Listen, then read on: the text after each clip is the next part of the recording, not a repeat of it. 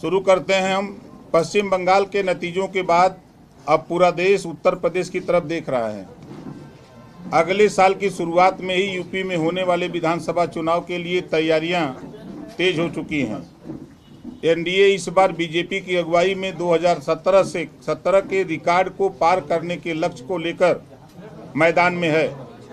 सुशासन और विकास के एजेंडे पर एनडीए लोगों के बीच जाएगा।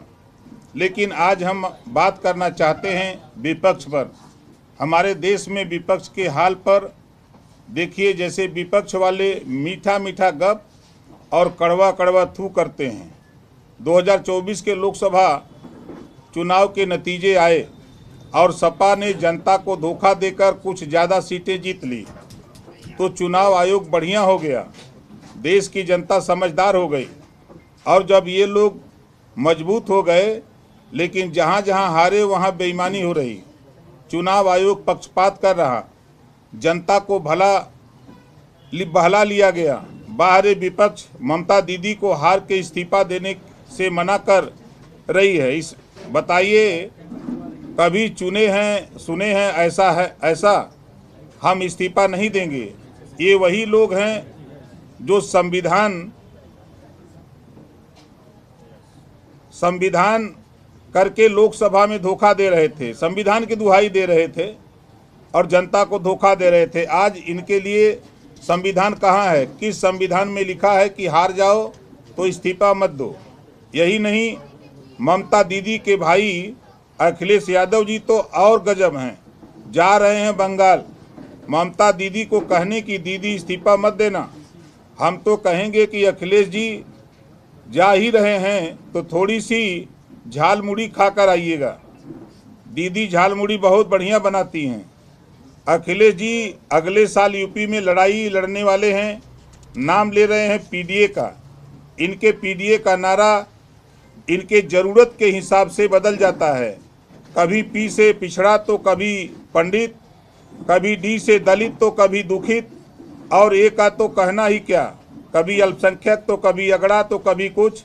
इनके पिताजी वाला नारा ठीक था, माई वाला, वही माई जिसमें मुस्लिम और यादव थे। खोलिए ना पुराने अखबार के पन्ने, खोलिए इनकी सत्ता के दौर के ट्रांसफ़र फाइल, खोलिए इनके समय की भर्ती का रिजल्ट। खाली दाढ़ी टोपी और यादव मिलेंगे। जब सरकार के रहे तब माई माई करते रहे, और जब वोट लेना है तो पीडीए चिल्ला रहे। समझ नहीं आता ये कब तक धोखा देंगे। इनको कभी नाई प्रजापति, गुण भर, राजभर, निषाद, कुर्मी, धोबी आदि नहीं दिखाई दिए। सत्ता मिली तो अल्लाह याद आए और सत्ता गई तो पिछड़ों दलितों की बात याद कर रहे हैं। इनका पीडीए सिर्फ डिम्पल एंड अखिलेश है और कुछ नहीं। इस जाति प्रधान देश में इनको जाति अपनी दिखाई देती है, वंचितों और शोषितों को कभी दिखाई नहीं दी। याद रखिए अखिलेश जी, जनता सब देख रही है। जब देखो तब अपना एक्सप्रेसवे दिखाते हैं। करोड़ों अरबों कमाकर एक एक्सप्रेसवे बनाया और नाम जपते रहते हैं।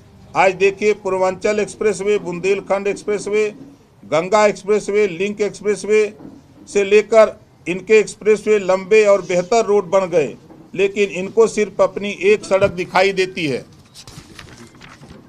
सड़क बनाए अच्छी बात है, लेकिन जनता के ही पैसे से तो बनी सड़क। हमने भी जनता के पैसों से बनवाई।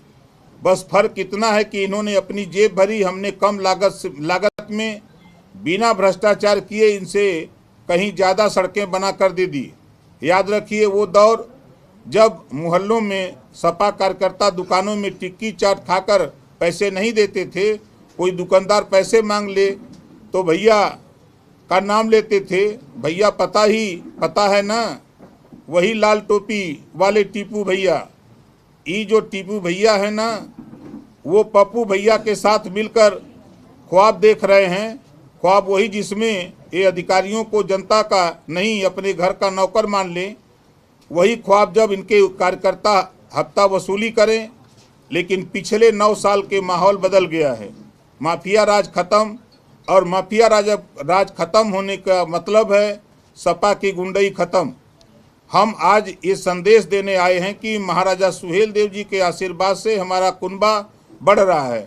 आज हमारी पार्टी में सैकड़ों लोगों शामिल होने की घोषणा कर रहे हैं। अभी ये शुरुआत है, आगे आगे देखिए ये कुनबा कैसे बढ़ता जाता है। ये ज्वाइनिंग सुभाषपा और एनडीए की ताकत को बता रहा है।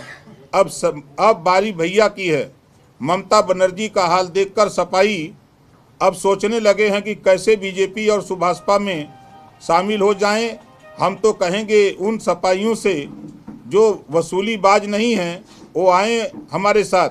सेवा का मौका एनडीए में मिलता है, आएंगे सेवा कीजिए। बाकी वसूलीबाज तो ताक लगाए बैठे हैं कि कब सरकार आए और कब वसूली शुरू करें। वसूलीबाजों नींद से जागो, कम से कम 20 साल वसूली का मौका मिलेगा नहीं और 20 साल से पार्टी बचेगी नहीं। वैसे भी अखिलेश जी कह रहे हैं कि उनके पास फंड की कमी है। ये कमी बढ़ती ही जाएगी क्योंकि सरकार में तो आना नहीं है।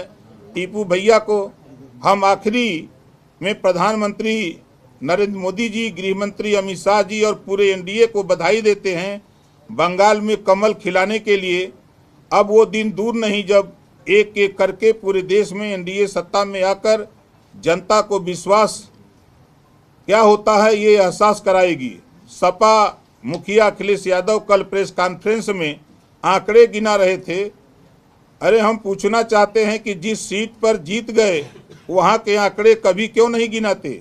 जहाँ हारे वहीं गड़बड़ी, जहाँ जीते वहाँ चुनाव निष्पक्ष। ये संविधान बचाने की बात करते हैं। इनकी चहेती ममता बनर्जी हराकर इस्तीफा देने से मना कर रही हैं और ये लोग लोकतंत्र और संविधान की बात कर रहे हैं। आज बाबा साहब स्वर्ग लोक से देख रहे, सोच रहे होंगे कि कैसे कैसे नेता इस देश में पैदा हो गए हैं जो संविधान जैसी पवित्र किताब पर भी राजनीति कर रहे हैं।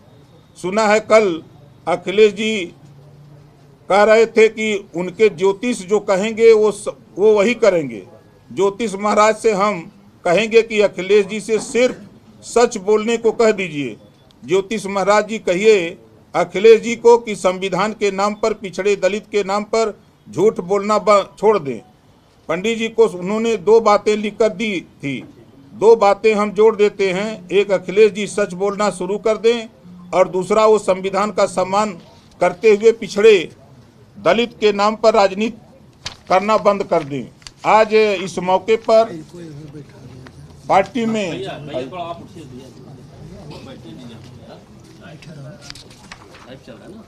सैकड़ों लोग आए हुए हैं जिसमें बड़ी संख्या में जावेद आलम के नेतृत्व में जो राष्ट्रीय सचिव समाजवादी पार्टी के आजमगढ़ के हैं, शहाबुद्दीन अंसारी जो राष्ट्रीय अध्यक्ष बुनकर मजदूर विकास समिति बिजनौर के हैं, डॉक्टर मोहम्मद नाजिम अंसारी जो राष्ट्रीय उपाध्यक्ष बुनकर मजदूर विकास समिति बिजनौर, ताजुद्दीन अंसारी राष्ट्रीय उपाध्यक्ष बुनकर मजदूर विकास समिति युवा प्रकोष्ठ दिल्ली, खालिद सैफी प्रदेश अध्यक्ष दिल्ली बुनकर मजदूर विकास समिति दिल्ली, आयूब अंसारी राष्ट्रीय सचिव बुनकर मजदूर विकास समिति।